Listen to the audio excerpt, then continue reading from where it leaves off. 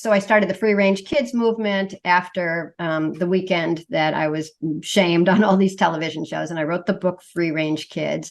And then it grew into the nonprofit Let Grow about 5 years ago. And Let Grow is trying to make it normal to give kids back the good part of your childhood, the trust, the freedom, the responsibility, the wind in your hair, the exhilaration of being on a bike, the excitement of seeing the streetlights come on and you're going home in the dark. I mean, all these things that make you feel confident, competent, trusted, and happy to be alive, I would say. And I think part of a community, because because then that child, instead of just going to the parent, has to go, okay, which stranger am I going to go to ask for help?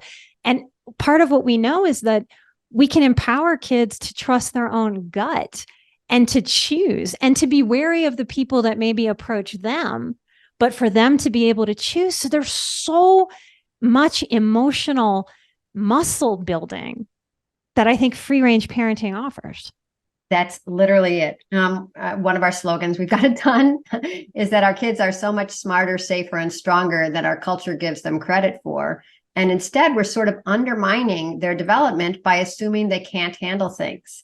And I'm not talking about horrible, bad things like it sounds like you had in your early childhood. I'm talking about a fight with a friend, getting lost, being disappointed by not being chosen for the team, or being scared because you climbed the tree really high and now you got to get down and that seems somehow worse than getting up there. All these things are normal parts of life, a little bit scary, a little bit exhilarating, and muscle building. As you said, there's I work with Jonathan Haidt, who wrote The Coddling of the American Mind. Yes. And he talks a lot about antifragility. And the idea behind that is that some things are fragile. If I drop this bottle, it would break. And then some things are resilient. If you bounce a ball, it comes back just as fine as when it went down. But there are some things that are anti-fragile. They need tension. They need a little difficulty. They need some pushback to grow stronger. And there's examples like the immune system needs to encounter some germs. You grow up in a bubble and you just don't develop your immune system. And similarly, I don't do any of these exercises, but I should. There's those weight-bearing exercises where you're pushing against something that's heavy, and that is actually building up bone mass. Mm-hmm.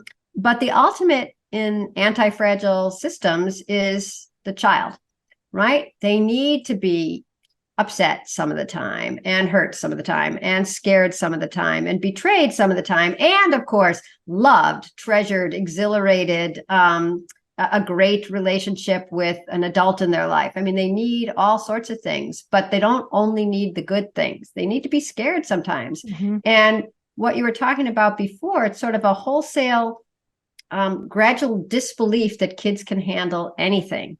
And that's why I was looking for these quotes from seventh graders, because I went and visited a class that was doing the Let Grow project, where school children are told, you have to go home and do something new with your parents' permission, but without your parents. That's the Let Grow project. You do it all year. It's the Let Grow experience. But here's what some of the kids wrote when the teacher asked, what were you kind of hesitant to do? Seventh graders are 12 and 13 years old. I wasn't comfortable going into a crowded store with a bunch of strangers without my mom. I was hesitant to try walking my dog alone. These are kids in the suburbs, because I was scared that he would get loose from the leash or a scary man would take me. Here's another kid. I was afraid to try and cook because there's an open flame and I could get hurt. Another kid. I was hesitant to use a sharp knife as my parents had never let me before.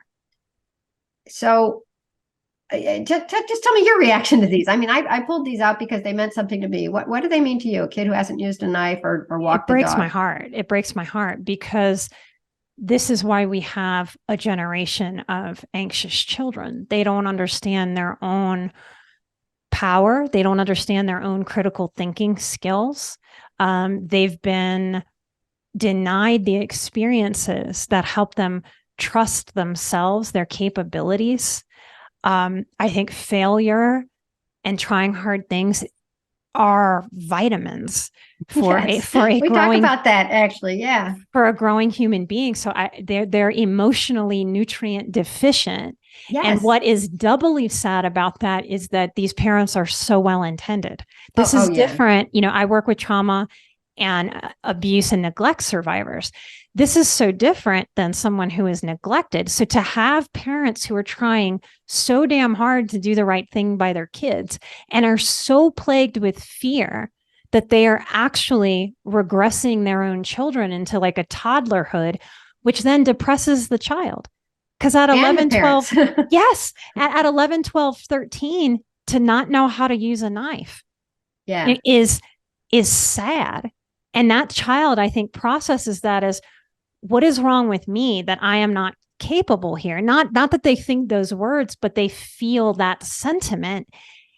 And that's part of what grows this massive victim mentality and this almost like glorification of fear. It's like fear is worshipped. When we are living through the worst case scenario, I might get snatched constantly. I think we're teaching children to be hypervigilant before they're ever even traumatized. Right. Which is different than vigilant and smart.